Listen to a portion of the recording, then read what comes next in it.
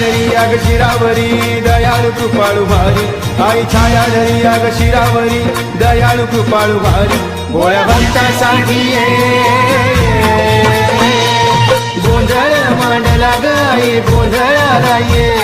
गोंधळ मांडला ग आई गोंधळ